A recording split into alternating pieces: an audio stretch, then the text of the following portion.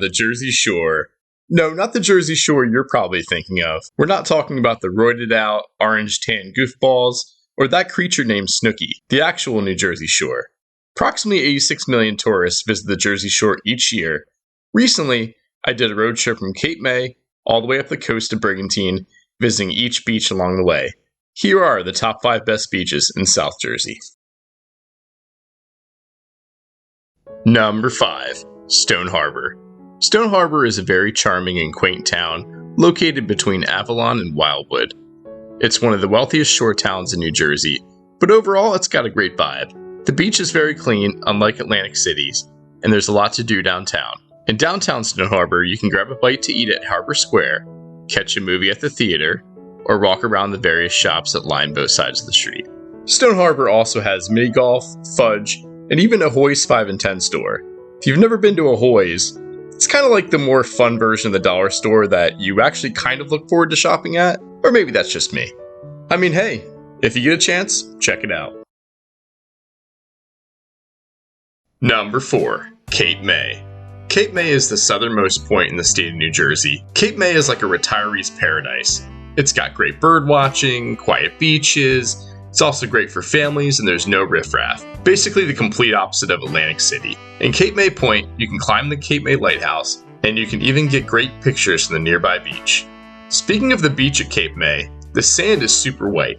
I don't think I've ever seen sand that white in my entire life. In downtown Cape May, there are various restaurants, souvenir shops, and bars for you to see. And if you walk around the nearby streets, you can see plenty of Victorian-style homes that make Cape May even more unique, if that's even possible.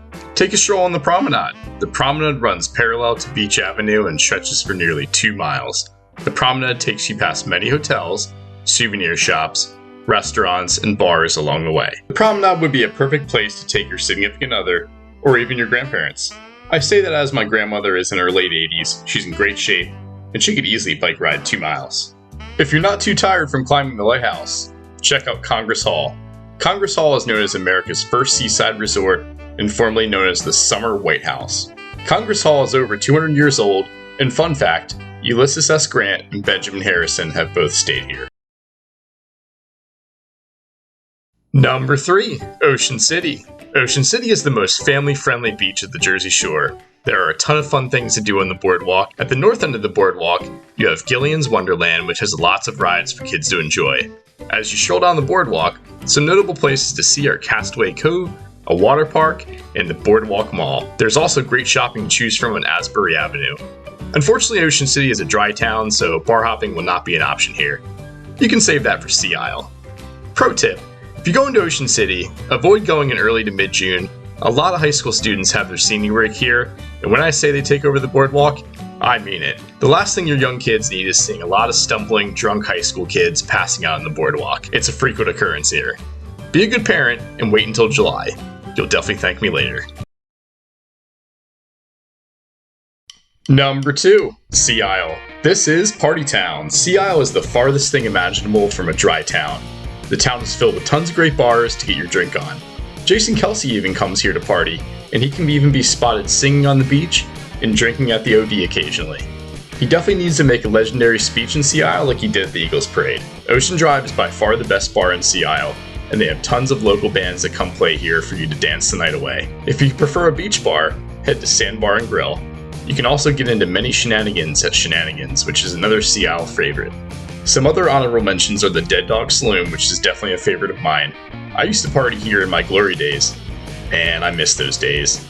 You can also head to Ludlam Bar and Grill, which replaced La Costa. Sea Isle also has a semi-decent boardwalk filled with various shops and pizza places. The boardwalk is nowhere near as good as Ocean City or Wildwood though. On certain weekends, there will be a concert playing in the courtyard. Sea Isle also has many great restaurants in town. Anthony's is a local favorite amongst many others. You can also head to Historic Fish Alley, which is a must when you're visiting.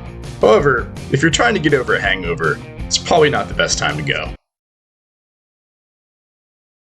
Number 1. Wildwood. Wildwood's slogan is as wild as you want it to be. Well, that slogan definitely rings true when it comes to Wildwood. If you want more of the relaxing scene, head to Wildwood Crest where it's much more low-key. As you walk the boardwalk, you'll come across the Convention Center, the Boardwalk Mall, and the first amusement pier where you can ride a wooden roller coaster. As you head further down the boardwalk, you will come across Maurice Piers where you can ride the Sea Serpent and enjoy the lazy river in Maurice Piers Water Park. The Sea Serpent was my first roller coaster I ever went on, and I will always remember it. There are two things you will always remember: your first roller coaster and your first beer. On the northern end of the pier, you have a few choices. If you wanted to turn $100 into zero, head to the casino. If you want great fishing, head to the Seaport Pier. If you're up for another coaster, head to the third pier. However, if you ate at Manco and Manco's, do not ride the roller coaster for the sake of the pedestrians below you. We really want to keep Wildwood clean. For great nightlife, head to North Wildwood. North Wildwood has some amazing bars. Keenan's Irish Pub is a favorite of mine. You can also go to Flip Flops, which has a great deck to soak in the sun while you're day drinking. Exit 6 and the Neighborhood Grill are also great go-tos. The only real downside to Wildwood is you have to walk about a mile to the beach. On a hot day, this can feel like you're trekking through the Mojave Desert. But outside of that, Wildwood is the place to be. As I said earlier, this review doesn't include any beaches above Brigantine. Some honorable mentions of other great beaches in South Jersey include Brigantine and Atlantic City. Just kidding. Atlantic City is a dump. If you enjoyed this video, feel free to subscribe and hit the notification bell for more videos. Also, let me know in the comments what beaches you think are the best and worst at the Jersey Shore. Thank you for watching. Cheers.